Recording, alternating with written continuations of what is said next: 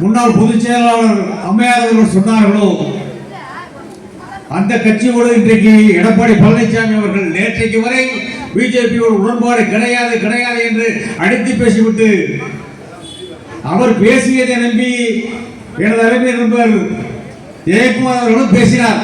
பிஜேபியோட கூட்டணி கிடையவே கிடையாது என்று சொன்னார். கிட்டத்தட்ட ஒரு 15 நாட்களாக பேச்சு ஜெயக்குமார் அவர்கள் பேசவே இல்லை. கம்ப்ளீட்டா சைலண்ட் ஆயிட்டாரு.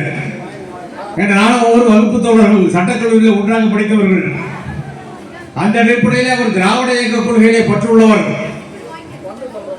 அவருக்கு பிஜேபி எல்லாம் அப்பொழுது தெரியாது. நாங்கள் படித்த போது பிஜேபி இருக்கிற கட்சியே இல்லை தமிழ்நாட்டிலே.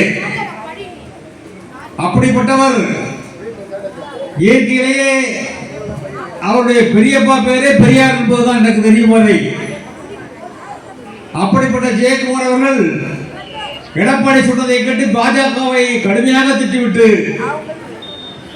இன்றைக்கு அமித்ஷா நிர்பந்தப்படுத்தி என்ன நிர்பந்தம் என்று எனக்கு தெரியாது. ஆனால் எடப்பாடி பழனிசாமியுடைய மகன் மிகப்பெரிய ஊழலை செய்துவிட்டு சரியாக மாட்டிக்கொண்டதாகவும் அதற்காக அவரை கைது செய்ய போகிறோம் என்ற சூழ்நிலை மிரட்டப்பட்டதாகவும் அந்த சூழலுக்கேற்ப எடப்பாடி அமித்ஷாவிடத்தில்